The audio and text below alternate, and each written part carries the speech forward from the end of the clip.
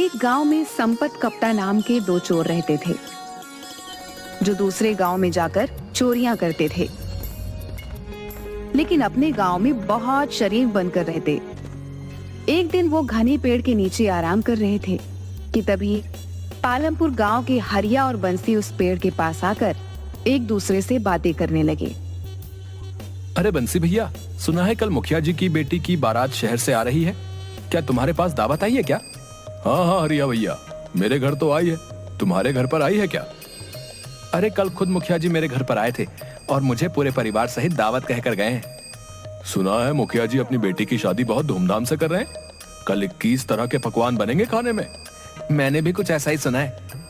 हरिया भैया, मेरे तो मुंह में अभी से सोच सोच कर पानी आ रहा है।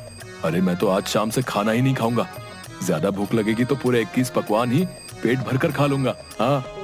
अरे बंसी भैया, भावनाओं में बहकर कहीं ज्यादा मत खा लेना, वरना पेट खराब हो जाएगा। क्या फायदा पूरे 21 पकवान के स्वाद के चक्कर में तुम्हें 21 दिन भूखा रहना पड़े। बात तो तुम बिल्कुल सही कह रहे हो हरिया भैया। वैसे कुछ भी कहो, आसपास किसी भी गांव में आज तक ऐसी शादी का इंतजाम नहीं किया गया जैसा कल मुखिया जी अपनी बेटी की शादी का कर रहे हैं। अरे भाई, लड़का कलेक्टर है, मुखिया जी ने इस शादी के लिए अपनी पूरी 10 बीघा जमीन बेची है और वो सारा पैसा शादी में ही खर्च कर देंगे। चलो हरिया भैया, अभी से तैयारियों में जुट जाते हैं। बंसी भैया, मुखिया जी के साफ साफ आदेश है कि समारोह में अच्छे और ढंग के कपड़े पहनकर आने, नहीं तो उनकी नाक कट जाएगी। इसीलिए कल हम दोनों को अच्छे कपड़े पहनने।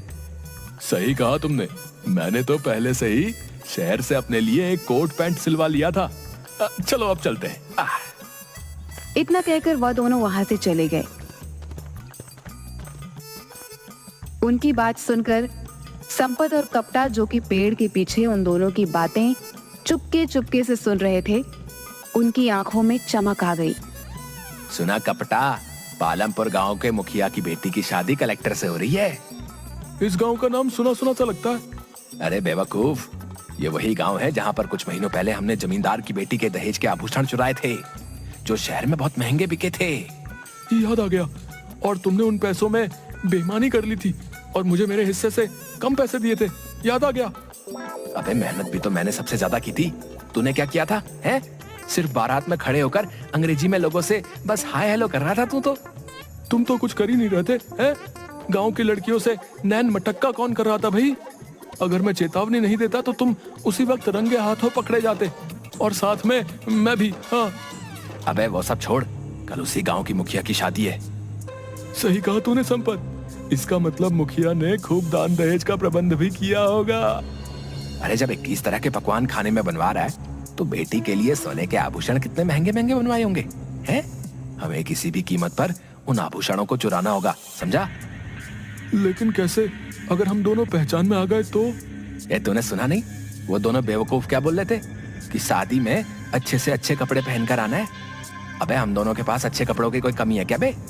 बढ़िया सा ब्रांडेड कोट पहनकर चलेंगे, कोई शक नहीं कर पाएगा, समझा क्या? और मौका देखकर मुखिया की बेटी के आभूषण वहां से लेकर चंपत हो जाएंगे। चलो गांव चलकर अभी से तैयारियां करना शुरू कर देते हैं। लेकिन हमें बहुत होशियारी से काम लेना होगा संपत भैया, क्योंकि हम दोनों कुछ महीने पहले ही उस गांव में चोरी करके आए हैं। अबे कुछ नहीं होगा, सबसे पहले तो अभी हम दोनों अपने गाँव चलते हैं। पूरे 1 महीने से हम दोनों गाँव में नहीं गए। सारे गाँव वाले समझते हैं कि हम दोनों शहर में कोई बहुत बड़ा बिजनेस करते हैं। कपड़े तो पहन लें। ये बात तो मैं भूल ही गया। चिंता मत कर कपटा, हम दोनों ने अब तक न जाने कितने गांव और शहर में चोरियां की हैं। आज तक हम दोनों पकड़ में नहीं आए। अरे पकड़ना तो बहुत दूर की बात है, आज तक हम दोनों की थाने में तस्वीर भी नहीं लगी। इतना बोलकर संपत जोर जोर से हंसने लगा। उन दोनों ने अपने बैग में से शहर के कपड़े निकाल कर पहन लिए और अपनी मोटरसाइकिल स्टार्ट करके अपने गांव पहुंच गए। वह दोनों अपने गांव पहुंचे ही थे कि तभी गांव की 2 व्यक्ति घसीटा और बल्ली ने उन दोनों को घेर लिया। कैसे हो संपत भैया? मैं तो ठीक हूँ घसीटा, तू बता, अब तो तेरी पत्नी तुझे घसीट घसीट कर नहीं मारती ना? तुम भी कमाल करते हो संपत भैया, तुम्हारी मजाक करने की आदत अब तक नहीं गई। क्या करें घसीटा, तुझे देखकर ही मजाक करने का मन होने लगता है। तेरी शकल ही कुछ ऐसी है यार। अरे वो सब छोड़ो संपत भैया, ये बताओ, मैंने सुना है कि शहर में मेट्रो रेल बहुत अच्छी बनी है। अरे बेवकूफ, वो मेट्रो रेल नहीं, वो मेट्रो होती है, मेट्रो। अरे हमारे लिए तो मेट्रो और मेट्रो क्या फर्क है भैया, हैं? अच्छा संपत भैया, मैंने सुना है मेट्रो रेल में बहुत सुंदर सुंदर कन्याएं भी नृत्य करती हैं भैया। हाँ बल्ली, शहर के लोग थोड़े खुले मिजाज के होते हैं। अरे संपत भैया, कभी हमें भी ले चलो ना अपने साथ एक बार शहर। हम भी एक बार अपनी आंखों से मेट्रो रेल का नजारा कर लेंगे और इसी बहाने अमिताभ बच्चन जी का घर भी देख लेंगे। अबे बेवकूफ आदमी, मेट्रो ट्रेन दिल्ली में है और अमिताभ बच्चन का घर मुंबई में है। ये क्या बात कर रहे हो संपत भैया? हम तो पिक्चर में देखे थे कि अमिताभ बच्चन मेट्रो रेल में सवार होकर अपने घर जाता है। अरे वो पिक्चर होती है बेवकूफ, अब मैं तुझे कैसे समझाऊं? यहाँ से निकल ले, नहीं तो ये दोनों उल्टी सीधी बातें करके हमारा दिमाग खराब कर देंगे। ठीक है बल्ली और घसीटा, हम दोनों चलते हैं। अगली बार हम तुम दोनों को अपने साथ शहर जरूर ले जाएंगे हैं, और तुम्हें मेट्रो रेल जरूर दिखाएंगे हैं। इतना कहकर संपत और कप्ता वहाँ से चले गए। कप्ता संपत के घर के नजदीक जाकर बोला, 1 घंटे बाद मैं आपको आपके घर पर बुलाने आ जाऊंगा, तैयार है ना? क्यों, तू घर के अंदर नहीं आएगा क्या? अबे मुझे पागल कुत्ते ने काटा है क्या जो मैं तेरे घर पर आऊंगा? तेरी पत्नी कम सीआईडी ज्यादा लगती है यार। जैसे ही तेरे घर के अंदर घुसता हूँ सवालों की बौछार शुरू कर देती है। मुझे तो समझ में नहीं आता संपत कि तू अपनी पत्नी को झेलता कैसे? ए धीरे बोल कप्ता है, धीरे बोल, कि इसने अगर सुन लिया ना तो वो मेरी बैंड बजा देगी यार। कप्ता हंसते हुए वहाँ से चला गया। संपत ने जैसे ही अपने घर के अंदर कदम रखा, उसकी बीवी कजरी ने उसे देखकर टर्राना शुरू कर दिया। आ गए कलेक्टर साहब, बहुत जल्दी याद आ गई तुम्हें अपनी पत्नी की। सही सही बताओ, 1 महीने कहाँ मुंह काला कर रहे थे तुम? कजरी, मुझे आए हुए अभी 5 मिनट भी नहीं हुए कि तुमने टर टर करना शुरू कर दिया। अरे इसी वजह से मैं यहाँ पर नहीं आता, बताओ। तो और क्या करूं, तुम्हारी आरती करूं? कितनी बार कहा है तुमसे कि मुझे भी शहर ले चलो, लेकिन नहीं, मुझे ले जाने के नाम पर तुम्हारी नानी मर जाती है। अरे उन्हें तो मरे हुए सालों हो गए। मैं अब तुम्हारी एक नहीं सुनूंगी। इस बार मैं तुम्हें तुम्हारे दोस्त के साथ अकेले नहीं जाने दूंगी। मैं भी तुम्हारे साथ शहर चलूंगी। गांव वाले मुझसे तरह तरह के सवाल करते हैं कि आखिर तुम्हारे पति शहर में ऐसा कौन सा बिजनेस करते हैं। कितनी बार कहा है तुमसे कि शहर में हमारा कपड़ों का व्यापार है, अच्छा खासा मकान है। तो उस मकान की एक फोटो ही दिखा दो पतिदेव।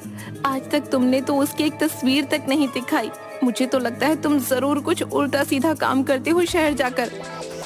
बकवास बंद कर कजरी, कुछ देर बाद मैं यहाँ से चला जाऊंगा। अच्छा ये बताओ, शहर से मैंने जो तुमसे चांदी के छल्ले मंगवाए थे वो लाए क्या? जब देखो चांदी के छल्ले, चांदी के छल्ले। अरे पिछली बार ही तो तुझे लाकर दिए थे, वो कहाँ गए? वो सब मुझे नहीं मालूम, वो मुझसे खो गए। अब मुझे दूसरे चाहिए। मुझे क्या पागल समझ रखा है कजरी? हैं? सीधे सीधे ये क्यों नहीं कहती कि जो मैं शहर से तेरे लिए चांदी के छल्ले लाता हूँ तू वो अपने घर वालों को दे आती है? खबरदार जो अपनी जबान से मेरे घर वालों का नाम लिया। नहीं तो क्या कर लेगी तू? अभी और इसी वक्त अपने भाइयों को बुलवाकर तुम्हारा मुंह लाल करवा दूंगी। मत भूलो 6 भाई हैं। पिछली बार की मार याद है ना, कैसे उन्होंने तुम्हें मार मार कर तुम्हारा मुंह सुजा दिया था? मेरा दोस्त कप्ता बिल्कुल सही कहता है। पता नहीं मैं तेरे जैसी औरत को कैसे झेल रहा हूँ भाई। खबरदार जो तुमने उस कलमुहे करम जले दोस्त का मेरे सामने नाम लिया, निठल्ला कहीं का। उसकी तो आंखों में ही छिछोरापन झलकता है, छिछोरा कहीं का। बस कर कजरी, अब मेरा और ज्यादा दिमाग खराब मत कर। पति थका हारा आया है, पानी को तो तूने पूछा नहीं, उल्टा भाइयों से पिटवाने की धमकी देने लगी। जा जाकर मेरे लिए 1 गिलास पानी लेकर आ। संपत की बात सुनकर कजरी पैर पटकती हुई वहां से चली गई। थोड़ी ही देर बाद कप्ता संपत को बुलाने आ गया और दोनों पालमपुर गांव चले गए। अगले ही दिन बड़ी चालाकी से संपत और कप्ता शहर से आई बारात में शामिल हो गए।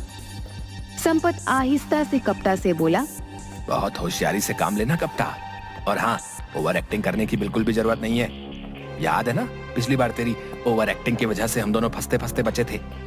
चिंता मत करो संपत भैया, इस बार ओवर एक्टिंग बिल्कुल नहीं करूंगा। इस बार ऐसी एक्टिंग करूंगा कि यहाँ से चोरी करने के